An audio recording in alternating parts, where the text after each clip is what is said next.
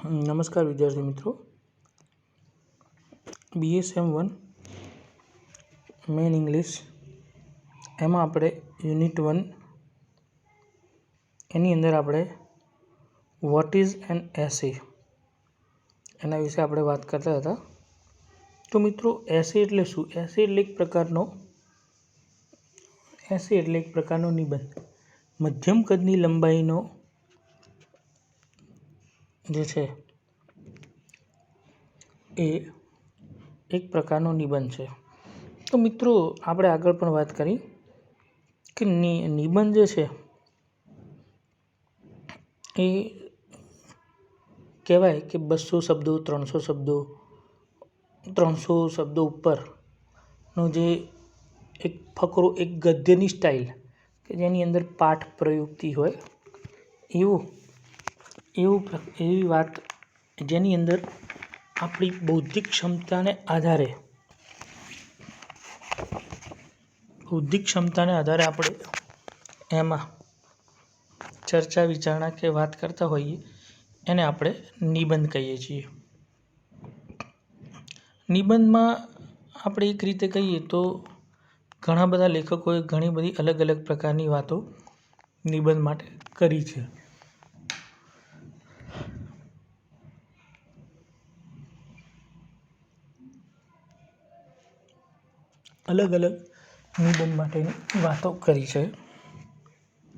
તો નિબંધ એ એક પ્રકારનો નહીં પણ અલગ અલગ પ્રકારની ઘણા બધા લેખકોના મતે કેટલાક નિયમો, રૂલ્સ રેગ્યુલેશન જે છે એની વાત કરે છે.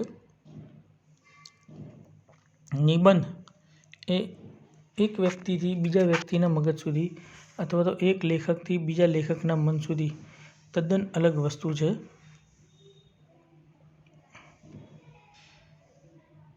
અને જેમાં freedom of expressing his personality, જેમાં વ્યક્તિ પોતાની બુદ્ધિ ક્ષમતા અને પોતાના વ્યક્તિત્વને આધારે એ કંઈ પણ લખતો હોય છે. What is an essay? The word essay is loosely used to include short prose piece to didactic poem. એક પ્રકારનો જે એસે છે એ એસેની અંદર એવી વાત છે કે જેની અંદર વ્યક્તિ એ આ કવિતા જે છે એ કવિતાના ભાગ સ્વરૂપે અથવા તો જેને કહેવાય કે શોર્ટ પ્રોઝ એ ટૂંકા ગદ્ય પદ્ધતિ અથવા કવિતાના ટુકડાઓ જે છે એને ભેગા કરીને એક નિબંધ સ્વરૂપે રજૂ કરે છે. There is no satisfactory or comprehensive, જેને આપણે સંક્ષિપ્ત ક્ષાર પણ કહી શકાય છે, એ પણ એક પ્રકાર હોઈ શકે છે. ઇન ધ બ્રોડેસ્ટ સેન્સ, આમાં વિશાળ ફલક ઉપર આધારિત છે. The learn essay can refer to just about any short pieces of non fiction. અલગ અલગ પ્રકારના જે કાલ્પનિક બાબતો છે, નોન ફિક્શન જે વિચારસરણી પર આધાર છે, એના અલગ અલગ ટુકડાઓને ભેગા કરીને એક જગ્યાએ રજૂ કરવાની વાતને આપણે નિબંધ કહી શકીએ છીએ. જેની અંદર નાની ટૂંકી વાર્તાઓ હોય, ઇમેજિનેશન કલ્પના હોય કે અન્ય કોઈ બાબત હોય. According to Samuel Johnson, an essay a loose sally of the mind and irregular integrated piece, not a regular orderly performance. કે એક રીતે જોઈએ તો આ મગજના વિચારો છે સેમ્યુઅલ જોન્સનના મતે ઇરેગ્યુલર, અનિયમિત અને નિયમ વગરનું, નિયમવિહીન છે. જેની અંદર રેગ્યુલર એન્ડ ઓર્ડરલી, નિયમ મુજબ અથવા હેતુ ધ્યાનપૂર્વક એને રજૂ કરી શકાય નહીં. Oxford English dictionary explain ashes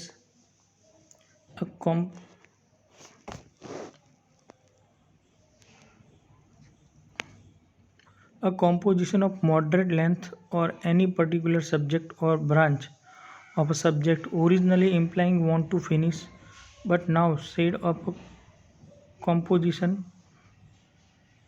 more or less elaborate in style though limited in a range.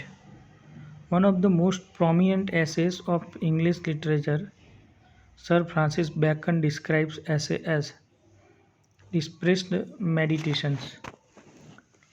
In શોર્ટમાં એવું કહેવા માગે છે, ઓક્સફર્ડ ઇંગ્લિશ ડિક્શનરી જે છે એના મંતવ્ય મુજબ કોમ્પોઝિશન કે જેમાં કોમ્પોઝિશનની કોઈ વાત હોય, જેમાં મોડરેટ લેન્થ એક ચોક્કસ પ્રકારની એનું બંધારણ હોય, પર્ટિક્યુલર સબ્જેક્ટ કોઈ ચોક્કસ વિષય હોય, ઓર બ્રાન્ચ ઓફ સબ્જેક્ટ અને એ વિષયની શાખા પ્રશાખાઓ પણ હોય.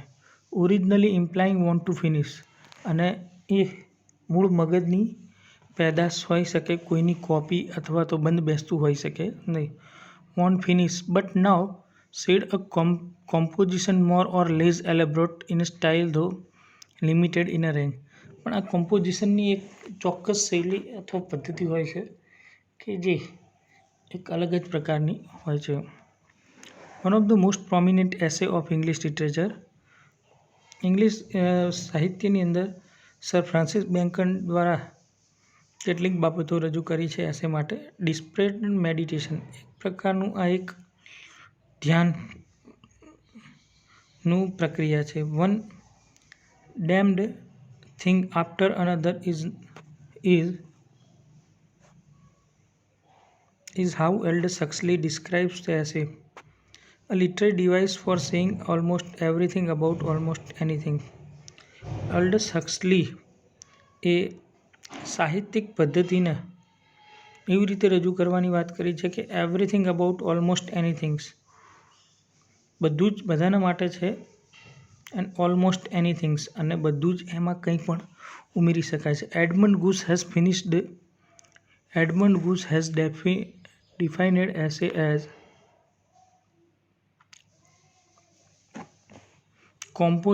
a composition of moderate length which deals in an easy cursory way with the external condition of a subject and in strictness with that subject only as it affects the writer.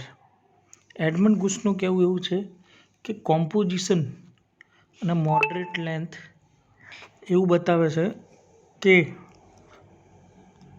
Deals and easy cursory win external condition, આંતરિક અને બાહ્ય પરિસ્થિતિ જે વિષયના અનુરૂપ છે, subject and in strictness અને કડગાઈપણું, with that subject only as is offer affects the writer, અને એની અસર જોવા મળે છે.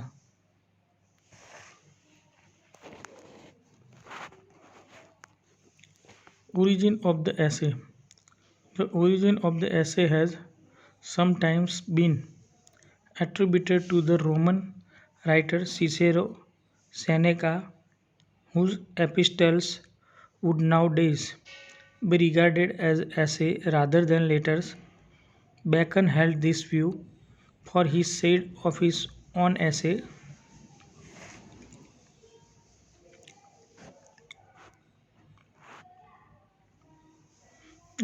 the word is late but the thing is ancient. Plutarch Moralia belongs to the same category. અહીંયા મૂળ નિબંધ જે છે એ રોમન રાઇટરો જે છે સિસેરો અને સેનેકા એના દ્વારા રચિત છે. એપિસ્ટોલ્સ વુડ નાઉ ડેઝ રિગાર્ડેડ એસે રાધર ધેન લેટર્સ. એમનું કહેવું એવું છે કે એસે એક પ્રકારનો પત્રની પદ્ધતિ છે. The word is late but the thing is ancient. શબ્દની આ એ બહુ મોડા મળે છે પણ આ એક પ્રાચીન બાબત છે. Plutarch and Moralia belong to the same category, અને આ એના જેવી જ એક શ્રેણી છે. Being a collection of essay on moral subjects, જેની અંદર એક સંગ્રહ કેટલાક નૈતિક બાબતોના વિષય ઉપર એક સંગ્રહ છે. ફોર ધ ઇન્ટિમેટ પર્સનલ એસે, અને એના પણ કેટલાક પ્રકાર છે. વ્યક્તિગત પ્રકારનો નિબંધ. However as a systematic art from we are indebted to Montaigne, French writer of the 16th century, whose volumes of the essay employed the term for the first time. It is the same word essay, meaning attempt, and it is used that in that sense by Montaigne, who does not profess to deal extensively with the topics he treats. He only makes an attempt towards an elucidation of the subject and always from his own individual point of view, for, as he tells the readers, his principal object is to portray himself.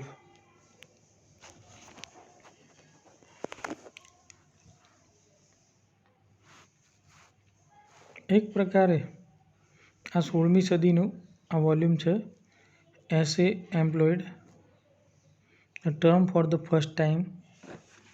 It is same word essay meaning attempt અને આ એ જ શબ્દ છે જે પ્રયત્ન છે and it is used in that sense by Montaigne, who does not profess to deal exhaustively with the topics he treats. He only makes an attempt towards elucidations of the subjects and always from his own individual point of view, for, as he tells the readers, his principal object to portray himself. અને આ જ એનો વિષય પ્રમાણે એની વાત છે.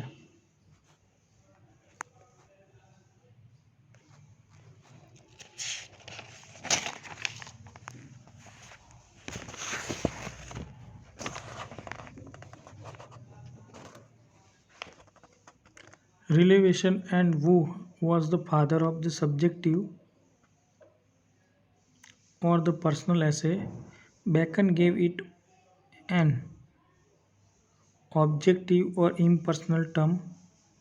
Bacon is best known for his beautiful lines, as he says of studies. Some books are to be tasted, others to be swallowed, and some few to be chewed and digested. રિલેવેશન્સ એવું કહે છે કે કેટલીક બાબતો એ વિષય વસ્તુ લક્ષી હોય છે, કેટલીક બાબતો વ્યક્તિગત હોય છે નિબંધોમાં. બેકનનું કહેવું એવું છે કે કેટલીક ઓબ્જેક્ટિવ જેને જેને વૈકલ્પિક કહી શકાય એવી પણ ઇમ્પર્સનલ ટર્ન છે, અવ્યક્તિગત બાબત છે. Bacon is the best known for his beautiful lines. બેકનની એના માટે કેટલીક સુંદર પંક્તિ છે. બેકનનું કહેવું છે કે ઓફ સ્ટડીઝ અભ્યાસમાં કેટલીક બાબતોમાં some books are to be tasted કેટલીક બુકો એ ચાખવા જેવી હોય છે. અધર્સ ટુ બી સ્વેલોડ કેટલીક ઉતારવા જેવી છે. કેટલીક બુકો એ ટેસ્ટ કરવા જેવી એટલે તો ચાખવા જેવી હોય છે.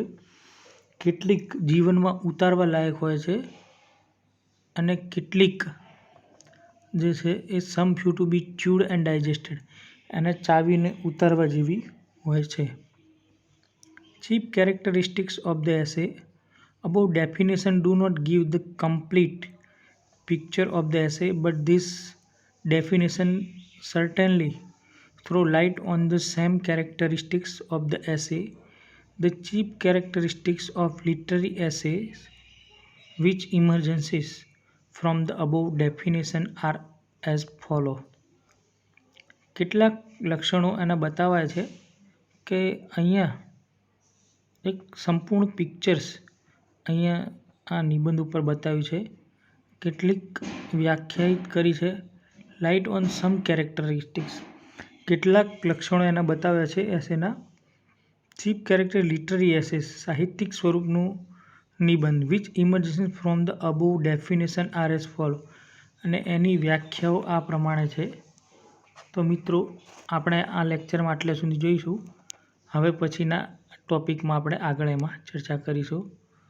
તો ત્યાં સુધી બધા જ મિત્રો ઘરે રહો, સુરક્ષિત રહો અને સલામત રહો. Thank you very much.